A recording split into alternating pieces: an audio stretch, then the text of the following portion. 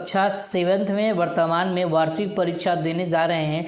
तो जैसा कि आप सबको पता है कि आपका पहला पेपर हो चुका है गणित का, और बिल्कुल जो ना बेहतरीन तरीके से गया होगा, बिल्कुल आप लिख कर आए होंगे, बिल्कुल ठीक है, छाप कर आए होंगे, ठीक है। तो इसी प्रकार जो मैं यहाँ पर देख सकते हैं मेरे पास 100% ओरिजिनल क्वेश्चन पेपर आ चुका है, और यहाँ पर जो ना यहाँ पर क्लास 7 लिखा हुआ है और हिंदी लिखा हुआ है, ठीक है।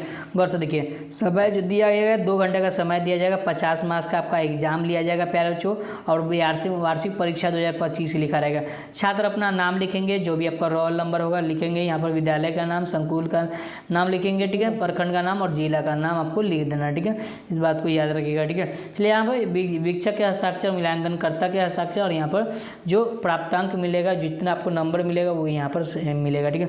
यहाँ पर निर्देश दिया हुआ है कि इसमें टोटल 5% दिया हुआ है, प्रत्येक प्रश्न का उत्तर देना अनिवार्य है। उसके बाद यहाँ बताया गया है कि प्रत्येक प्रश्न के सामने उनके लिए निर्धारित अंक दिया गया। आप जितना नंबर का सवाल बनाएंगे उसके सामने दिया जाएगा कि कितना आप क्या नंबर आपको मिलेगा इसमें, ठीक है। तो वो दिया हुआ, ठीक है। उसके बाद ना प्रत्येक प्रश्न के ऊपर क्रमवार अधिगम प्रतिफल का कोड भी दिया गया। ये कोड है ना, इस प्रकार दिएगा, ठीक है। यहाँ पर गौर से देखिएगा तो यहाँ पर समझ में आएगा, एक कोष्टक में दिए गए विकल्पों में से सही विकल्प चुनकर क्या करना है कि रिक्त स्थानों को पूर्ति करना। तो ये जो कोष्टक में जो 2 ऑप्शन दिया हुआ ना, इसको चुनकर जो ना सही इसमें भर देना, ठीक है। रिक्त स्थान जो खाली है इसको भर देना, ठीक है। तो प्यारे बच्चों यहाँ पर गौर से देखिए, पहला नंबर प्रश्न में ही पहला का दिया हुआ है कि साइकिल की सवारी पाठ एक ... है। तो ये क्या एक प्रकार का कहानी है, याद रखिएगा। तो इस तरह से टिक लगा दीजिएगा, हमारा आंसर यहाँ पर लिख दीजिएगा, ठीक है। आंसर आपको लिख लेना, ठीक है।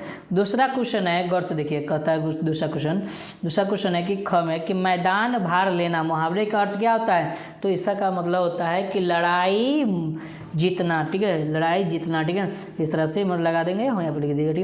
अगला क्वेश्चन है, देखिए, अब्दुल कलाम का एक जन्म कहाँ हुआ था। तो तमिलनाडु में होता, कहाँ हुआ था, तमिलनाडु में, ठीक है। तीसरा क्वेश्चन है, यानी चौथा क्वेश्चन है कि हिमसुक एक ... है। तो हिमसुक एक क्या है। तो आप लोग जानते हैं कि जब आप पढ़े होंगे, ठीक है, तो हिमसुक एक तोता का नाम होता है, ठीक है, जो कि पक्षी है, ठीक है। तो आप लिख देंगे पक्षी, ठीक है। अगला क्वेश्चन है कि क्षमा शोभती उस भुजंग को किसके पास ... हो, ठीक है। तो यहाँ पर है ना गरल के पास होगा, क्या होगा, गरल के पास, ठीक है। इस तरह से हमारा आंसर होगा, ठीक है। आगे बढ़ते हैं प्यारे बच्चों, अगला प्रश्न है, 2 नंबर प्रश्न है, दिए गए कथन में से सही के सामने सही का चिन्ह, गलत के सामने गलत का चिन्ह लगा देना, ठीक है। पहला क्वेश्चन है कि ऐसे पाठ एक अंक है, ठीक है। तो ये बिल्कुल सही बात है, ठीक है, इस तरह से। दूसरा क्वेश्चन है, कल्पना चावला का संबंध अंतरिक्ष से है, ठीक है, अंतरिक्ष है, तो बिल्कुल सही बात है, ठीक है। तीसरा क्वेश्चन है, सम्मान का विलोम शब्द प्रेम होता है, तो बिल्कुल सही गलत बात है, ठीक है। उसके बाद अगला क्वेश्चन है कि नेता का स्त्री रूप नेत्री होता है, तो ये सही बात है, ठीक है। नेता का स्त्री रूप क्या होता है, नेत्री होता है, ठीक है। और अंगा में दिया हुआ है कि गुड्डी के 5 भाई है, तो बिल्कुल सही बात है, ठीक है। तो इस तरह से आपको आंसर लगा देना, ठीक है। अब आगे बढ़ते हैं प्यारे बच्चों, अगला प्रश्न यहाँ पर देखिए 3 और प्रश्न बताया गया है कि स्तंभ अ को स्तंभ ब से क्या करना है, मिलान करना है, ठीक है। तो पहला क्वेश्चन है कि संप्रदान कारक की विभक्ति चिन्ह क्या होती है। तो आप लोग जानते हैं ना, के लिए, ठीक है, के लिए, ठीक है। तो इसका है ना क का जो आंसर होगा वो क्या हो जाएगा, तो 4 हो जाएगा, ठीक है। दूसरा क्वेश्चन है कि 15 दिनों तक कालखंड, तो इसका जो पखवाड़ा कहते हैं, इसको क्या कहते हैं, पखवाड़ा, ठीक है। विश्व का पर्यायवाची शब्द क्या होता है। तो विश्व का जो ना पर्यायवाची शब्द होता है वो क्या होता है, तो जहर होता है, क्या होता है, जहर होता है, ठीक है। इस तरह से लगा दीजिएगा, ठीक है। अगला क्वेश्चन है, धरती के अंदर आने जाने का रास्ता, ठीक है, सुरंग कहलाता है, ठीक है। अगला क्वेश्चन है, लता मंगेशकर ... क्या है, एक प्रकार का संगीत है, ठीक है, ये संगीतकार है, ठीक है। इस तरह से हमारा आंसर हो जाएगा, ठीक है। आगे बढ़ते हैं प्यारे बच्चों, अगला प्रश्न है कि 4 नंबर प्रश्न में लघु उत्तरीय प्रश्न 50 शब्दों में उत्तर देना है, ठीक है। कुंवर सिंह को किस क्षेत्र में ज़्यादा रुचि थी, ठीक है। या तो इसको लिखिए, नहीं तो इसको लिखिए कि आर्यभट्ट ने कौन कौन से चीज़ें की खोज की थी।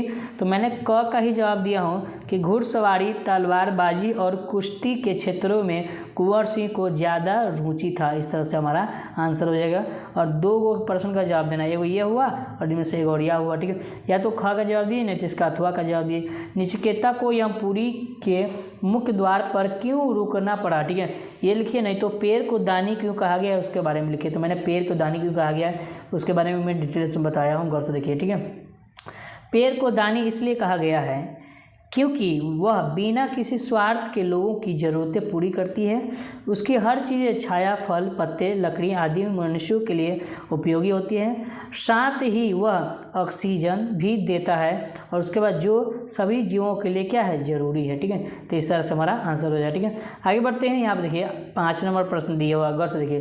कहता है दीर्घ उत्तरीय प्रश्न लगभग 100 शब्दों में दीजिए। कहता है कबीर के दोहे पाठ में कौन सा दोहा आपको सबसे अच्छा लगा, उसके अर्थ को लिखे। ठीक है, ये लिखिए। नहीं तो दूसरा क्वेश्चन है कि नालंदा का वर्ण हुए सांग ने किस शब्दों में किया, उसके बारे में लिखिए। तो मैं ऊपर के ही बारे में, कबीर के बारे में ही लिख दिया हूँ, गौर से देखिए। कबीर के दोहे में से कल करे सो आज करे सो अब, पल में प्रलय हो जाएगी बहुरिया करेगी कब। यह दोहा जो ना सर्वाधिक पसंद आया मुझे, और इसमें समय के महत्व का सटीक संदेश दिया है। ठीक है, और जो कि कार्य करना हो उसे अभी करो, कल के भरोसे मत रहो, क्योंकि भविष्य अनिश्चित है। ठीक है प्यारे बच्चों, तो इस तरह से मैंने आपको पूरा का पूरा 5 में 5 प्रश्न करा दिया हूँ। ठीक है, अगर आप पहली बार चैनल पर नए हैं तो चैनल को सब्सक्राइब कर लीजिएगा और बेल आइकन जरूर दबा लीजिएगा।